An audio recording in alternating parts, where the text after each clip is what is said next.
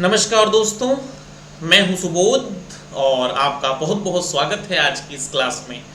दोस्तों, हम लोग पढ़ रहे हैं जो आपके पाठ्यक्रम में कहानियां शामिल की गई हैं उनको, और उसी के क्रम में आज हम लोग बात करने वाले हैं कमलेश्वर जी की एक बेहद दिलचस्प कहानी, जिससे कमलेश्वर जी को भी कहानी के क्षेत्र में बहुत ख्याति उपलब्ध हुई और इनकी ये कहानी बेहद प्रसिद्ध हुई और ये कहानी आपके पाठ्यक्रम में लगाई गई है।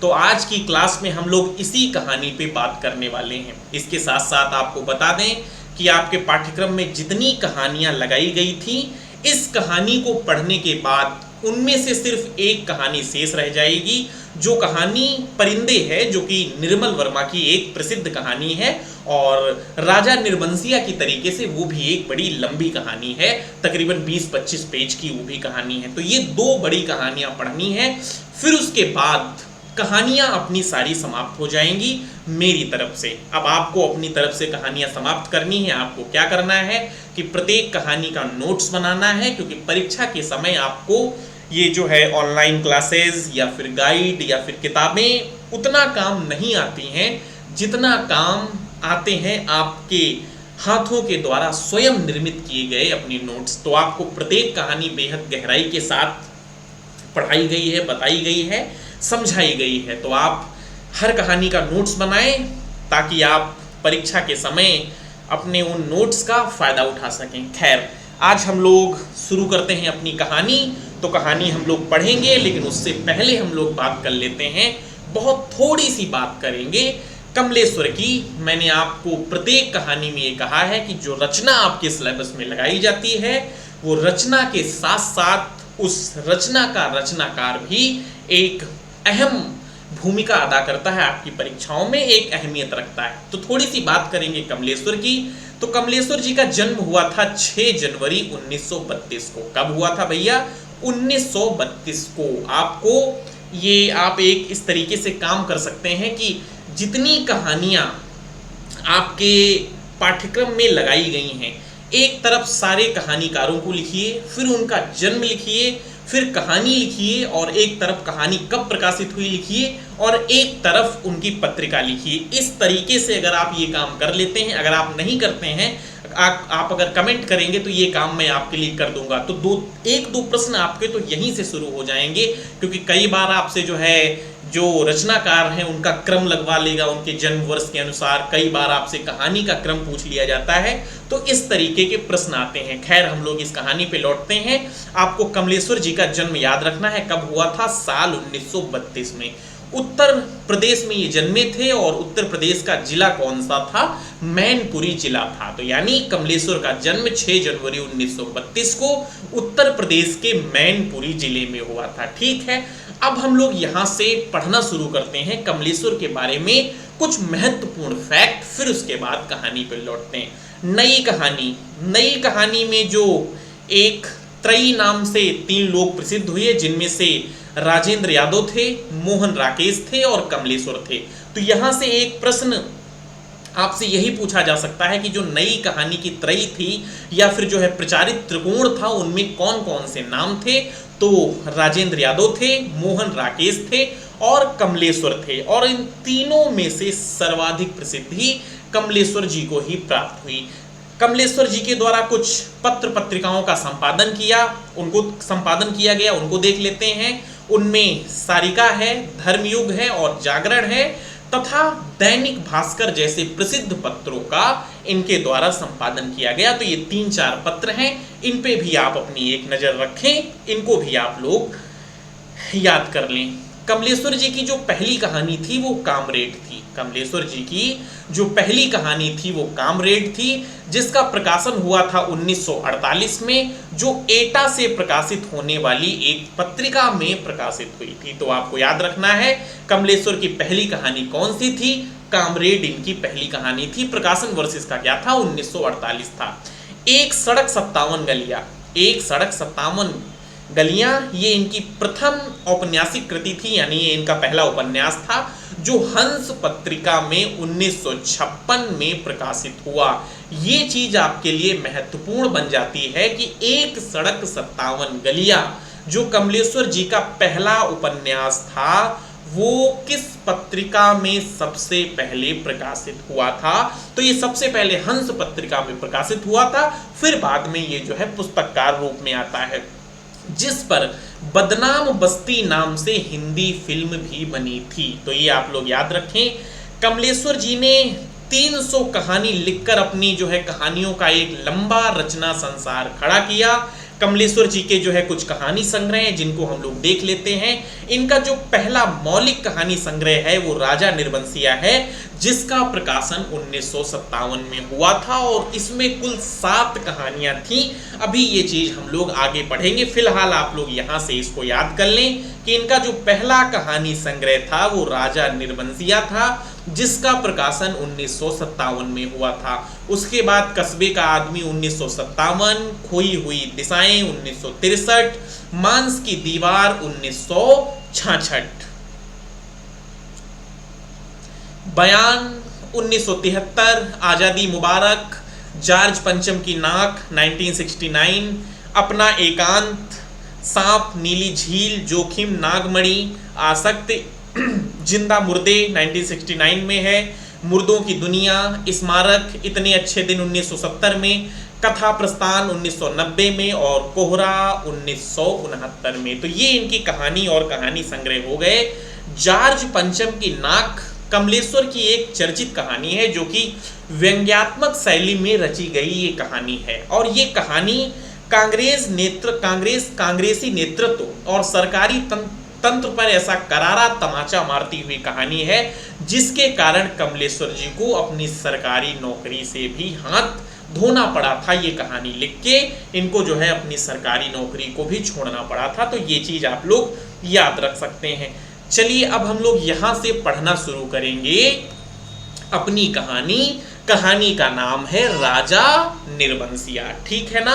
सबसे पहले हम ये बात कर लेते हैं कि राजा निर्बंसिया जो इनकी कहानी है, इसमें कुल कितनी कहानियां हैं ये बात कर लेते हैं। तो राजा निर्बंसिया इनका प्रथम मौलिक कहानी संग्रह है भाई साहब, और इसमें कुल 7 कहानियां हैं जो आपको पहले अभी थोड़ी देर पहले बताया गया। कहानी कौन कौन सी है? तो पहली कहानी है देवी की माँ, दूसरी कहानी है पानी की तस्वीर, तीसरी कहानी है धूल उड़ जाती है, चौथी कहानी है सुबह का सपना, मुर्दों की दुनिया, आत्मा की आवाज, और आखिरी और 7वीं कहानी है राजा निर्बंसिया, ठीक है। तो ये 7 कहानियां हैं, इनको आप लोग याद रखें।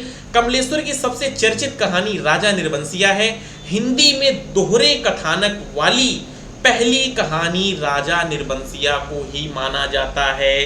तो ये चीज आपके लिए इंपॉर्टेंट है भाई साहब कि हिंदी में दोहरे कथानक वाली पहली कहानी कौन सी है? तो राजा निर्बंसिया को दोहरे कथानक वाली हिंदी की पहली कहानी माना जाता है।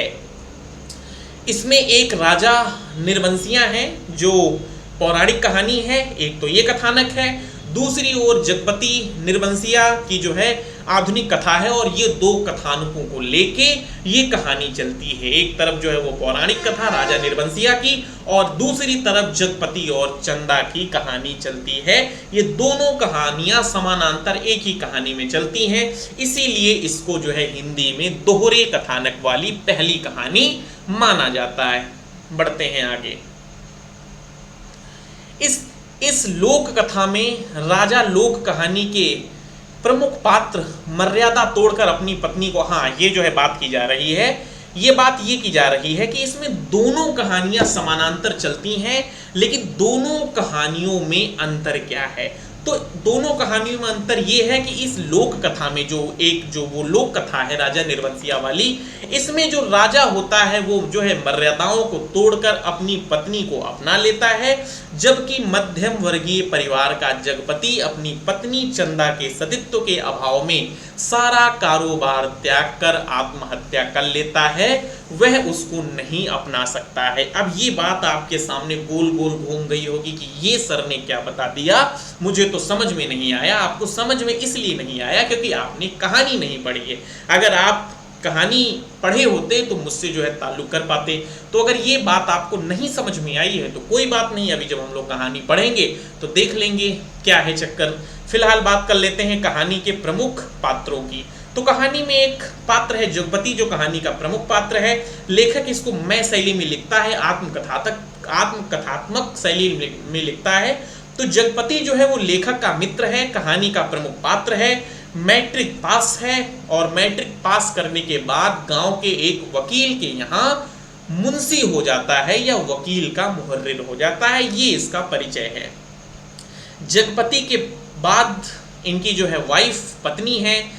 जगपति की पत्नी नाम है चंदा, प्रमुख नारी पात्र है इसमें, जो सेवा भाव, संवेदनशील तथा सौंदर्य के गुणों से परिपूर्ण है। बच्चन सिंह है, जिले के अस्पताल का कंपाउंडर है, जो जगपति की पत्नी चंदा पर मोहित है, कह सकते हैं कहानी का खलनायक टाइप ये जो है पात्र है। कहानी के जो पौराणिक पात्र है उसमें राजा है, रानी है और उसके 2 पुत्र हैं। तो ये जो है कुल मिला के इस कहानी के पात्र हो जाते हैं। कहानी के बारे में कुछ महत्वपूर्ण तथ्यों को पढ़ लिया जाए, लेकिन महत्वपूर्ण तथ्यों को पढ़ने से पहले एक काम किया जाए, कहानी का जरा सा कथानक पढ़ लिया जाए, फिर जो है बात समझ में आएगी। तो महत्वपूर्ण जब पीछे चल के पढ़ेंगे तो अच्छे से समझ में आएंगे। कहानी बहुत ज़्यादा लंबी है, 10 पेज की कहानी है, 20 पन्ने की जो है कहानी है। तो अगर आप लोग कहानी कहेंगे तो एक ही क्लास में पढ़ाता तो ये जो है 2 घंटे की क्लास बन जाती। अगर आप लोग चाहेंगे कि कहानी आपको पढ़ा दी जाए तो कहानी आपको रिकॉर्ड कर दी जाएगी। फिलहाल इस क्लास में हम लोग कहानी की जगह पे कहानी का कथानक पढ़ लेते हैं, कहानी को समझ लेते हैं, कहानी के तथ्य पढ़ लेते हैं। अगर आपको कहानी की आवश्यकता पड़ती है तो आप जो है कमेंट कर देना, मैं आपको पूरी कहानी पढ़ा दूंगा। फिलहाल बात कर लेते हैं इसके कथानक पर, जिससे आप समझ पाएं कि स्टोरी है क्या, कहानी है क्या। तो राजा निर्बंसिया यह एक प्रयोग धर्मी कहानी है।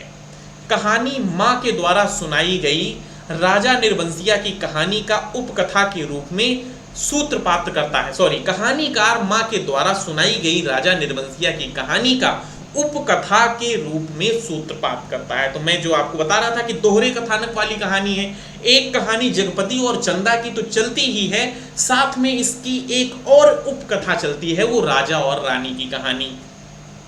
लेखक ने 2 भिन्न युगों की कहानियों को समानांतर रूप में ले लिया है। मुख्य कथा जगपति और उसकी पत्नी चंदा दोनों के बीच त्रिकोण बने बच्चन सिंह को लेकर चलती है। कहानी में जगपति और चंदा का जीवन आर्थिक विषमताओं से त्रस्त है।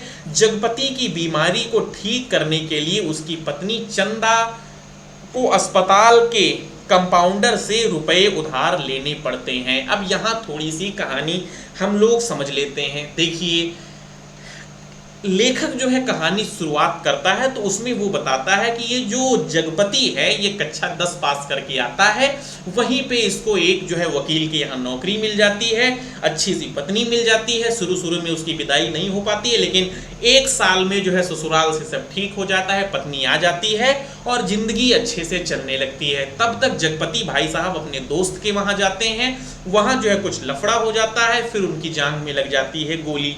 जब गोली लग जाती है तो जगपति अस्पताल में आते हैं और अस्पताल में वही एक जो है कंपाउंडर मिलता है, बच्चन सिंह। तो बच्चन सिंह जो होता है वो इनकी वाइफ पे जो है आसक्त हो जाता है, उस पे मोहित हो जाता है। फिर जो है वो क्या करता है कि मजबूरी का फायदा उठाता है। जो जगपति है वो आर्थिक समस्याओं से घिरा हुआ पात्र है, उस पे आर्थिक संकट है।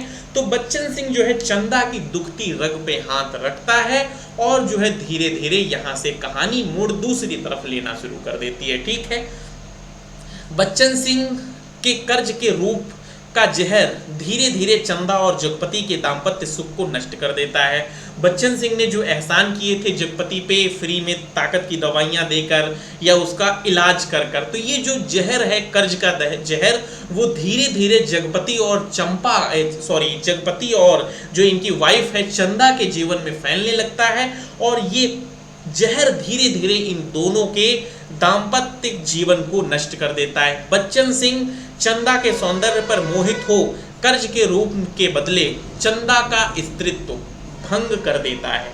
वह कर्ज का जहर उसके जीवन में फैल जाता है और फैलते जहर के बीच जगपति को जिस अंतर्द्वंद का सामना करना पड़ता है वह कहानी में स्वाभाविक रूप से चित्रित हुआ है। जगपति जगपति इस पीड़ा से दुखी है कि वह निसंतान है, ये भी एक फैक्ट है कहानी में। दरअसल जो जगपति है उसकी जो वाइफ है उसको 6 साल बीत गए हैं और उसको कोई संतान अभी तक नहीं प्राप्त हुई है, उपलब्ध हुई है। तो इसका उसके ऊपर प्रेशर है, समाज का भी प्रेशर है। एक बार जब अस्पताल से आता है तो जो है मोहल्ले वाले उसको जो है राजा निर्बंसिया के नाम से पुकारते हैं, तो ये भी जो है उस पर प्रेशर रहता है कहानी में। साथ ही आर्थिक विपन्नता के कारण अपनी पत्नी को दूसरे की अंक साइनी बनता हुए देखकर वह भी दुखी हो आत्मग्लानि इसको सही कर लेना, आत्मग्लानि से भर जाता है। आत्मविश्लेषण के क्षणों में वह चंदा को पूर्ण निर्दोष पाता है, इसीलिए आत्महत्या करने से पहले वो 2 पत्र छोड़ जाता है। 2 पत्र छोड़ जाता है। एक पर्चे में वे लिखता है, एक पर्चे में वे चंदा को माफ कर उसके पुत्र को अपने पुत्र के रूप में अपना लेना चाहता है, जो कि उसका पुत्र नहीं है। दूसरे पर्चे में वह लिखता है कि मेरी लाश तब तक ना जलाई जाए जब तक चंदा बच्चों को लेकर ना जाए और आग बच्चों के हाथ से ही दिलवाई जाए। कथा के बीच में उसकी अभिव्यक्ति लोक कथा के माध्यम से होती है, यानी समानांतर दूसरी कथा चलती रहती है। तो ये भैया कहानी है। कहानी आप पहली बार पढ़ेंगे तो 3-4 दिन तक बिल्कुल हिले रहेंगे। और मैंने ये कहानी कितनी बार पढ़ी है, कितनी ही बार पढ़ी है, लेकिन जब भी ये कहानी पढ़ता हूँ तो ये कहानी झकझोरती है, अंदर से हिलाती है। ये जो है कमलेश्वर की शैली का गुण है और जिस तरीके से उन्होंने कहानी को बुना है, समझाया है, उसका प्रभाव है। खैर, अब जो है कहानी के तथ्यों पे हम लोग लौट आते हैं। मेरी ये उम्मीद है कि आपके मस्तिष्क में ये कहानी मोटा माटी जरूर बैठ गई होगी कि यार है क्या कहानी, ये समझ में आ गया। अब पढ़ते हैं फैक्ट। तो यह कमलेश्वर की सबसे चर्चित कहानी है। इसका प्रकाशन हुआ था 1957 में और ये कहानी आत्मकथात्मक या उत्तम पुरुष शैली में रची गई है, मैं शैली में रची गई है। यानी इसको लेखक कहानी जो है ये सुनाता है, उसमें जो है लेखक कहता हुआ कहानी को चलता है। कहानी में लेखक की माँ राजा निर्बंसिया की कहानी सुनाया करती थी। कहानी में लेखक ने एक स्कूल की नौकरी पकड़ ली और जगपति एक वकील के यहाँ मुहर्रिर हो गया। जगपति की माँ के निधन का कारण सांस का रोग था, ये भी आप लोग याद रखें। दयाराम जगपति के दूर के रिश्ते का भाई है, ये चीज आप लोग याद रखना। और ये जो दयाराम है, इसी दयाराम के वहां जगपति जाता है अपनी शादी के बाद और इसी दयाराम के वहां जगपति की जांघ में गोली भी लगती है। तो ये भी जो है एक पात्र है। आप चाहें तो इसको कहानी के पात्रों में भी शामिल कर सकते हैं। अगर कहानी के पात्र में दयाराम का जिक्र नहीं किया गया है तो एक और पात्र आप जो है दयाराम लेखक के मित्र के तौर पे कर सकते हैं, ठीक है ना। तो ये जो है दयाराम की बात हो गई। बच्चन सिंह का तबादला सदर अस्पताल में होता है, फिर उसके बाद जो है वो मैनपुरी में आ जाता है जहां जगपति रह रहा होता है। 6 साल बाद चंदा गर्भवती होती है, ये भी आप लोग याद रखें। लेकिन ये जो बच्चा होता है ये जगपति का नहीं होता है। तो ये प्रश्न आपसे पूछा जा सकता है कि कितने वर्ष बाद चंदा जो है गर्भ धारण करती है। तो कहानी के अनुसार आप लोग इसको याद रखें, 6 साल बाद चंदा जो है गर्भवती होती है। प्रश्न तो आपसे ये भी पूछा जा सकता है कि जो जगपति ने आत्महत्या की थी उसकी आत्महत्या का प्रकार क्या था। तो उसने अफीम और तेल पीकर अपनी आत्महत्या की थी। जगपति ने मरते वक्त 2 पर्चे छोड़े, एक चंदा के नाम, दूसरा कानून के नाम। जगपति की इच्छा थी कि मेरी लाश तब तक न जलाई जाए जब तक चंदा बच्चों को लेकर ना आ जाए और जो आग दिलवाई जाए वो बच्चों से ही दिलवाई जाए। तो ये चीज भी आप लोग याद रखें। आपसे ये भी प्रश्न पूछा जा सकता है कि किन 2 लोगों के नाम जगपति ने पत्र लिखे। तो एक चंदा के नाम, दूसरे कानून के नाम। और पत्र में कौन कौन सी शर्तें जगपति ने रखी। तो इस तरीके से फैक्ट आपको ये याद होने चाहिए। कहानी हम लोग नहीं पढ़ेंगे लेकिन कहानी के कुछ मुख्य वक्तव्य पढ़ लेंगे जिससे कहानी आपको समझ में आए। राजा की एक लक्ष्मी सी रानी थी, चंद्रमा सी सुंदर, जो राजा को बहुत प्यारी थी। तो जब कहानी शुरू होती है तब की ये लाइन है। तो जो वो कहानी लेखक की माँ जो लेखक को सुनाया करती थी कि एक राजा था और राजा की एक लक्ष्मी सी रानी थी, चंद्रमा सी सुंदर, राजा का मुख वो राजा को बहुत प्यारी थी। राजा राजकाज देखते और सुख से रानी के महल में रहते। उसके बाद जब जगपति को गोली लग जाती है और गोली लगने के बाद वो अस्पताल में आता है बच्चन सिंह के। तो बच्चन सिंह जो है उसकी पट्टी बदल रहा होता है, और पट्टी बदलते हुए वो जो है उसके लिए क्या है, वो तो उसके लिए रोज का काम है, वो जो है बड़ी निर्ममता से पट्टी बदल रहा होता है। फिर जो है जो चंदा होती है उसकी आंख से एक आंसू टपक के उसकी जांघ पे गिरता है। ये चीज बच्चन सिंह को बड़ा हिलाती है, फिर वो धीरे धीरे पट्टी बदलने लगता है। ये तब का जिक्र है। कहानीकार लिखता है कि आहों कराहों, दर्द भरी चीखों और चटकते शरीर के जिस वातावरण में रहते हुए भी वह बिल्कुल अलग रहता था, फोड़ों को पके आम सा दबा देता था, खाल को आलू सा छील देता था, उसके मन में जिस दर्द का एहसास उठ गया था, यानी जब आंसू टपका, वह उसे आज फिर हुआ। वे बच्चों की तरह फूंक फूंक कर पट्टी को नम करके खोलने लगा जब चंदा का आंसू जो है उसके पैर पे गिरा। और फिर जो है वो चंदा को आके बताता है कि देखो भैया, ये अस्पताल है और इनके घाव जो हुआ है वो बड़ा भारी घाव हुआ है, तो इसमें जो दवाइयाँ लगेंगी वो हॉस्पिटल में उपलब्ध है नहीं। लेकिन वो जो है चंदा को दिलासा देता है कि मैं इनको ठीक कर दूंगा, दवाइयाँ तो ऐसी हैं कि मुर्दों को भी चंगा कर देंगे। कौन कहता है? बच्चन सिंह कहता है। और जब चंदा कहती है कि जो है मैं तुम्हारे लिए दवाई लाऊंगी जो तुमको जल्दी ठीक कर देंगे तो कर देगा, तो दवाइयाँ कर देंगी, तो जगपति सोचता है कि यार ये मेरे पास इतना पैसा तो है नहीं, ये जो दवाइयाँ आएंगी ये कर्ज से ही आएंगी। तो वो जो है चंदा को समझाता है कि चादर के बराबर ही पैर फैलाए जा सकते हैं, हमारी औकात इन दवाइयों की नहीं है। चंदा कहती है औकात आदमी की देखी जाती है, पैसे की नहीं। जगपति फिर कहता है कि कर्ज का कोढ़ रोग होता है, एक बार लगने से तन तो गलता ही है, मन भी रोगी हो जाता है। आगे जो है चंदा कहती है कि यह दवाइयाँ किसी की मेहरबानी नहीं है, मैंने हाथ का कड़ा बेचने को दिया था, उसी से आई हैं। जबकि ये चीज़ चंदा जो है झूठ बोलती है, ये जो है दवाइयाँ थी वो बच्चन सिंह की मेहरबानियाँ ही थी। हालांकि बाद में चंदा जो है उसको कड़े देने भी जाती है कि ये मेरे कड़े रख लो और दवाई के बदले में ये तुमको देती हूँ। बच्चन सिंह वो कड़े स्वीकार नहीं करता है और चंदा को फिर से पहना देता है। यही चीज़ जो है कहानी में सबसे बड़ी घटना बनती है।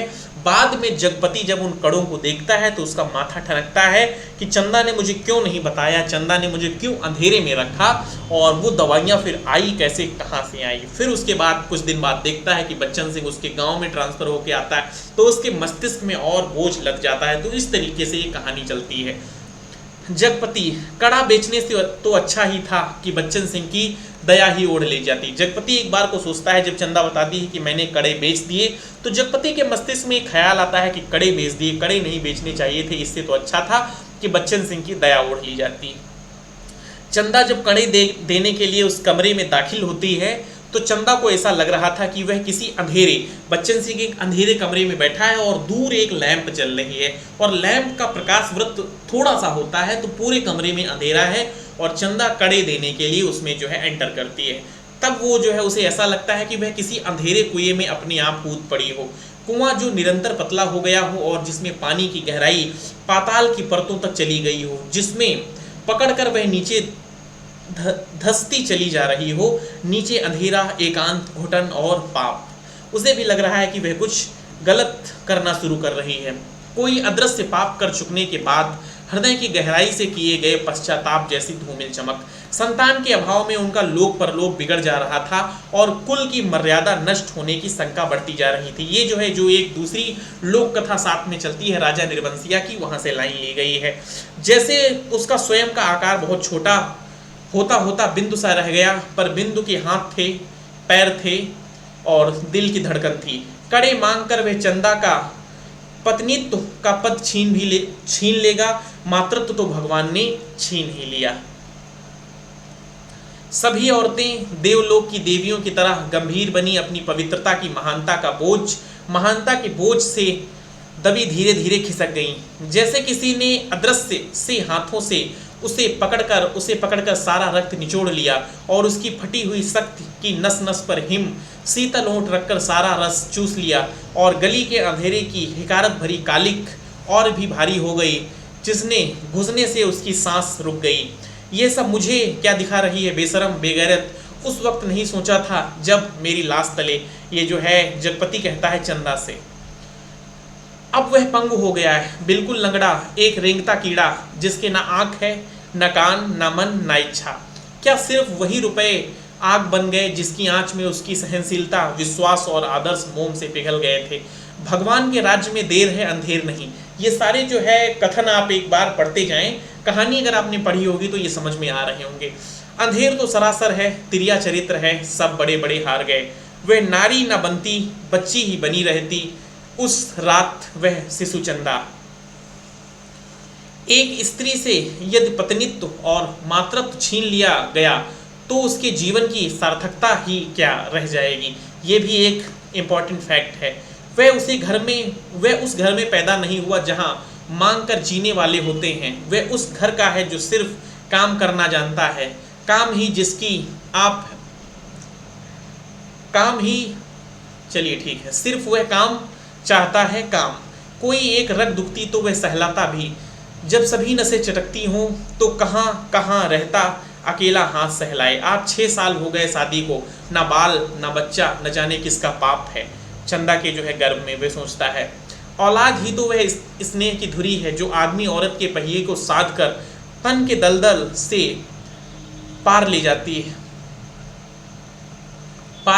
है। नहीं तो हर औरत वेश्या है और हर आदमी वासना का कीड़ा। बेहद इंपॉर्टेंट कथन है कहानी का, याद रखना होगा आपको। आदमी को पाप नहीं पश्चाताप मारता है, बेहद इंपॉर्टेंट कथन है, आपको याद रखना चाहिए। मैंने अफीम नहीं खाए हैं, उन रुपयों में कर्ज का जहर था, उसी ने मुझे मारा है। तो ये जो है कहानी के कुछ कथन थे, हो सकता है आपकी परीक्षाओं में क्रम से लगवाने के लिए आपसे पूछ लिए जाए। तो ये कथन आपको जो है बताए गए। उम्मीद करते हैं आपको क्लास पसंद आई होगी। अगर क्लास पसंद आई है तो क्लास को लाइक कर दें, चैनल को सब्सक्राइब कर लें, और अगर आपको पूरी कहानी पढ़नी है तो क्लास के नीचे कमेंट भी कर दें।